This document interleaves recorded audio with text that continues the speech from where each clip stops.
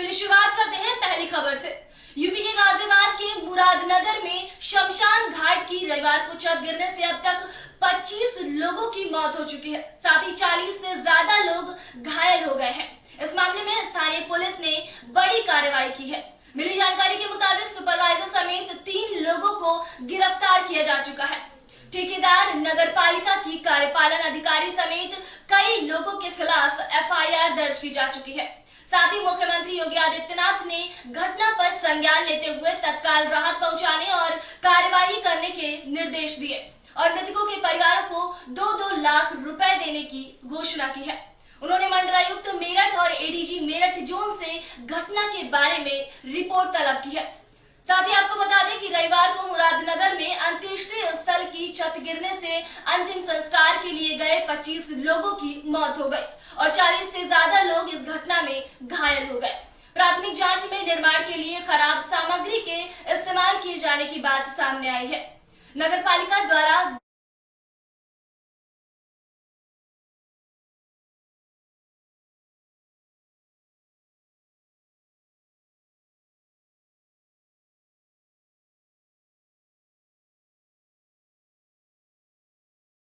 बचाव कार्य में तत्परता से जुटी है। इस दुर्घटना में जान गंवाने वालों के परिजनों के प्रति संवेदना प्रकट करता हूं। साथ ही घायलों के शीघ्र स्वस्थ होने की कामना भी करता हूं। साथ ही आपको बता दें कि शमशान घाट में हुए घोटाले ने 25 लोगों की जान ली और कई लोगों के घर उजड़ गए। मुख्यमंत्री योगी आदित्यनाथ ने गाजियाबाद प्रशासन से इस हादसे की पूरी रिपोर्ट मांगी है। अब देखना यह है कि इस मामले में आगे क्या कार्रवाई की जाती है। मुरादनगर में घटना हुई थी, उसके संबंध में मुरादनगर थाने पर FIR पंजीकृत हुई थी। उसमें 3 लोगों को, जिसमें EO निहारिका सिंह है, जूनियर इंजीनियर चंद्रपाल और आशीष सुपरवाइजर, इन तीनों लोगों को गिरफ्तार किया गया है और जेल भेजा जा रहा है। आगे की विधिक कार्रवाई इसमें की जा रही है। मुरादनगर में घटना हुई थी, उसके यूपी के गाजियाबाद के मुरादनगर में हुए हादसे के बाद परिजन मानने को कतई तैयार नहीं है। परिजनों ने एक ही परिवार के चाचा, भतीजे और परिजन की बॉडी दिल्ली मेरठ हाईवे पर रखकर सड़क जाम कर दी थी, जिसके बाद पुलिस मौके पर पहुंची और पुलिस ने जाम को खुलवाया। परिजन लगातार दोषियों को सजा दिलवाने की मांग कर रहे हैं। वहीं आपको बता दें कि ठेकेदार फरार हो गया है और पुलिस ने जेई समेत 3 लोगों को गिरफ्तार कर लिया है। इसी के साथ ही चलिए बढ़ चलते हैं हमारी अगली खबर की ओर। हमारी अगली खबर यूपी के फिरोजाबाद से है। यूपी के फिरोजाबाद से एक डॉक्टर की लापरवाही से मासूम बच्चे की मौत की खबर सामने आ रही है। इस घटना के बाद परिजनों ने जमकर हंगामा किया है। वहीं आपको बता दें कि आरोपी डॉक्टर क्लिनिक बंद करके मौके से फरार हो गया।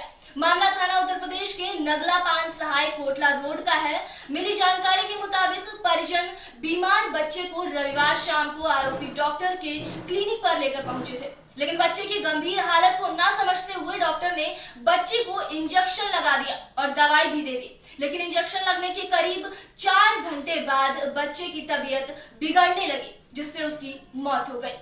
मामले की भनक लगते ही आरोपी डॉक्टर क्लिनिक बंद करके फरार हो गया। वहीं पुलिस मामले की तफ्तीश में जुट गई है।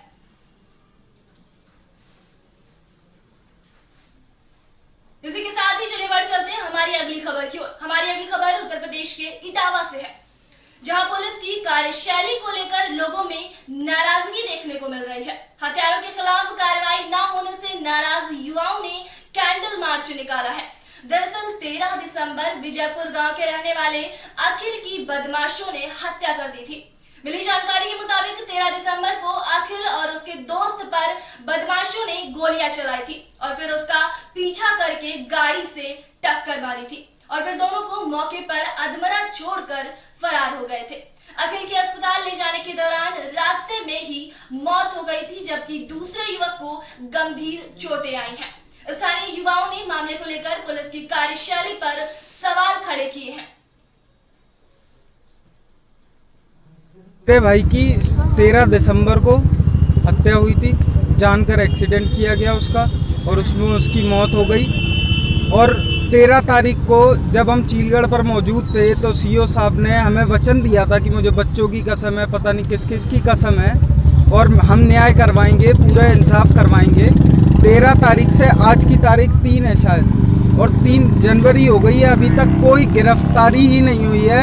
मुजरिम जिनके खिलाफ मुकदमे दर्ज हैं, पहले से भी उनकी आपराधिक हिस्ट्री है, वो लड़के हमने अभी देखे यहीं इसी चौराहे से निकल कर गए हैं। साहब कह रहे हैं कि हमें कोई जानकारी है नहीं। वो लड़के खुलेआम ऑनलाइन आ रहे हैं, खूब फेसबुक चला रहे हैं, सब कुछ कर रहे हैं, वो ऐसे एंजॉय कर रहे हैं कि जैसे कुछ हुआ ही नहीं है और साहब को पता नहीं। मेरे भाई की 13 दिसंबर को हत्या की खबर सामने आ रही है। मामला पचोकरा के पमारी गांव का है, जहां एक 40 साल के शख्स की सिर पर कुल्हाड़ी से वार करके हत्या कर दी गई। मिली जानकारी के मुताबिक शख्स घर से बाजार के लिए निकला था, लेकिन इसी दौरान बदमाशों ने उसकी हत्या कर दी। इस घटना के बाद इलाके में हड़कंप मच गया है। वारदात को किसने और क्यों अंजाम दिया, ये फिलहाल जांच का विषय है।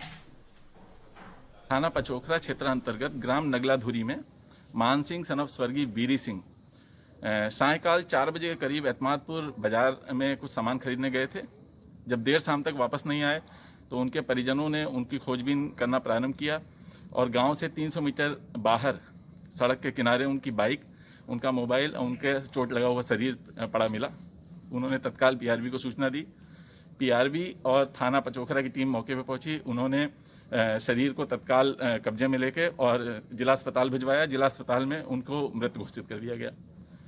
उनके परिजनों से तहरीर प्राप्त करके मुकदमा पंजीकृत किया जा रहा है, जिसमें उन्होंने हत्या की आशंका जताई है और अज्ञात लोगों के खिलाफ तहरीर दी है। थाना पचोखरा क्षेत्र अंतर्गत ग्राम नगलाधुरी में जहां अवैध रूप से चल रहे अस्पताल में प्रसव के लिए भर्ती महिला की मौत का मामला सामने आया है, जिसके बाद महिला के परिजनों ने अस्पताल में जमकर हंगामा किया। वहीं अस्पताल स्टाफ मौके से फरार हो गया है। मामला हरपालपुर थाना इलाके का है। मिली जानकारी के मुताबिक परिजनों ने प्रसव पीड़ा के बाद महिला को प्राइवेट नर्सिंग होम में भर्ती कराया था। निजी नर्सिंग होम में महिला का ऑपरेशन तो कर दिया गया, लेकिन सुविधाओं के अभाव में महिला ने दम तोड़ दिया। परिजनों की माने तो मृत महिला को बेहोश बताकर निजी नर्सिंग होम स्टाफ उसे जिला अस्पताल लेकर आए और मौके से फरार हो गया, जिसके बाद गुस्साए परिजनों ने जमकर हंगामा किया। मामले की जानकारी मिलते ही सीएमओ ने अवैध रूप से संचालित अस्पताल को सील कर दिया है, साथ ही एफआईआर भी दर्ज करवाने की बात कही है।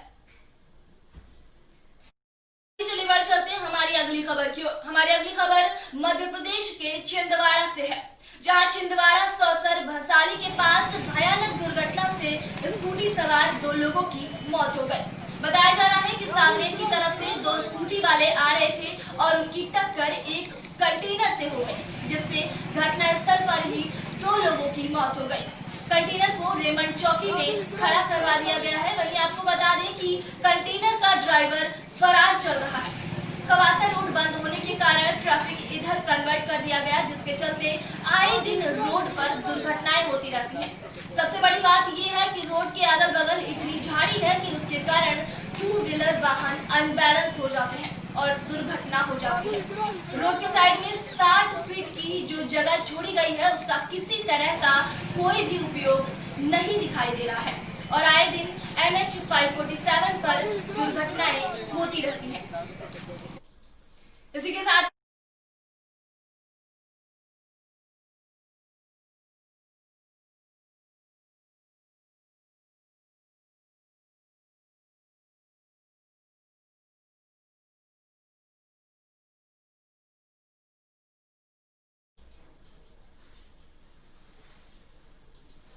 अगली खबर मध्य प्रदेश के सीहोर से सामने आ रही है, जहां रविवार को पुलिस अधीक्षक कार्यालय में प्रेस कॉन्फ्रेंस कर पुलिस अधीक्षक SS चौहान व अतिरिक्त पुलिस अधीक्षक समीर यादव ने पिछले महीने एक 70 वर्षीय वृद्ध महिला के जेवर लूटकर उसकी हत्या करने वाले 3 आरोपियों को गिरफ्तार करने का खुलासा किया है। एसपी श्री चौहान के अनुसार 25-26 दिसंबर 2020 की रात को वादाकोई नसरुल्लागंज क्षेत्र में 70 वर्षीय वृद्धा का शव कुएं में मिला था। घटना को गंभीर से लेते हुए पुलिस अधीक्षक SS चौहान ने अतिरिक्त पुलिस अधीक्षक समीर यादव के मार्गदर्शन SDOP नसरुल्लागंज प्रकाश मिश्रा की अध्यक्षता में टीम गठित कर तत्काल मामले की तह तक पहुंचने और तत्काल कार्रवाई करने के निर्देश दिए हैं। मृतका के जेवर लूट कर उसकी हत्या किए जाने के आरोप में आरोपियों के विरुद्ध धारा 302, 201 दर्ज की गई है। आरोपियों ने मृतका के शरीर से जेवरात निकालकर पत्थर मारकर उसकी हत्या कर उसे कुएं में फेंक दिया था।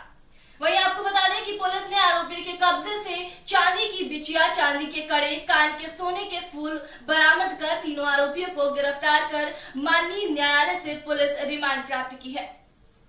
रसूलागंज में एक 70 साल की वृद्धा की हत्या हुई थी। इसमें से 1 जनवरी को उसकी कायमी की गई थी, क्योंकि मामला एक वृद्धा की हत्या से जुड़ा हुआ था। वृद्धा का मुंह दबा करके और उसको हत्या करके उसको कुएं में डाल दिया गया था। मामले की गंभीरता को देखते हुए विशेष टीम बनाई, जिसने लगातार 48 घंटे काम करके इसको ट्रेस कर लिया है। गांव के ही 3 युवकों ने लूट की नीयत से वृद्धा की हत्या की थी। वृद्धा के पैर में चांदी के कड़े लगभग आधा किलो, पैर में बिछिया और कान में झुमके थे। वो तीनों चीज़ें आरोपी ने लूट ली। इस घटनाक्रम में हमने 3 आरोपी नामजद करके गिरफ्तार कर लिया है। रसूलागंज में इसी के साथ ही आज के लिए खबरों में इतना ही। फिलहाल देश और दुनिया की तमाम बड़ी खबरों के लिए देखते रहिए AB स्टार न्यूज। नमस्कार।